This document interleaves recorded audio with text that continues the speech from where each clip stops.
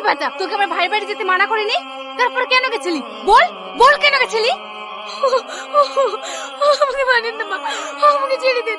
মিষ্টি চলুন মা, আমি যেতে চাইনি। আপনার ছেলে আমাকে জোর করে নিয়ে গেছে। আমাকে ছেড়ে দিন মা, আমাকে মানেন।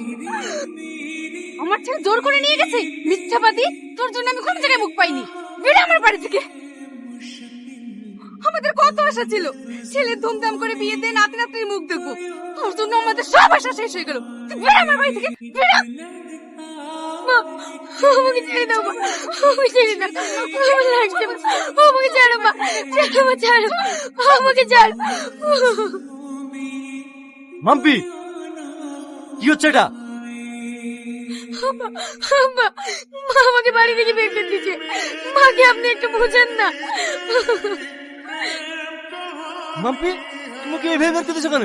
তোমাকে বলিনি ওর উপরে এমন অত্যাচার করবা ও তোরা নিজে থেকে বাড়ি থেকে বের যেতে বাধ্য হয়।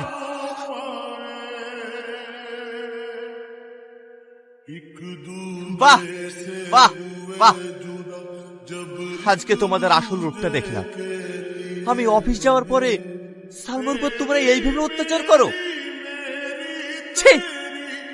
কেনে কিভাবে অত্যাচার করি তোকে বলে না নাকি? না, ওই এমন একটা মেয়ে, তোমরা যদি ওকে সারাদিন অত্যাচার করো না, তবুও আমাকে একটা কথাও বলে না। শুধু বলে আমার শ্বশুর শাশুড়ি অনেক ভালো, আমাকে খুব ভালোবাসে।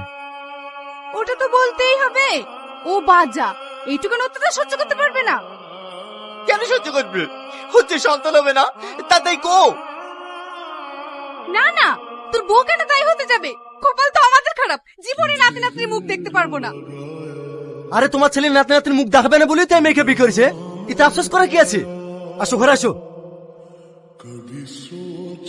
আচ্ছা, আব্বা মা তোমার উপর এইভাবে অত্যাচার করে, তুমি আমাকে একবারও বলার প্রয়োজন মনে করনি? কি বলবো বলো, ওদের কোনো দোষ নেই। সব শ্বশুর শাশুড়ি চাই যে তাদের একটা নাতি নাতি হোক, আর সেটা যদি না হয় তাহলে তো এইটুকু অত্যাচার সহ্য করতেই হবে বলো। তাই বলে এইভাবে অত্যাচার করবে? না না, আজকের পর থেকে আমি তোমার উপর কোনো অত্যাচার হতে দেবো না। তোমাকে একটা কথা বলবো? হ্যাঁ বলো। তুমি একটা বিয়ে করো। তুমি পাগল হয়ে গেছো নাকি? এইসব তুমি কি বলছো?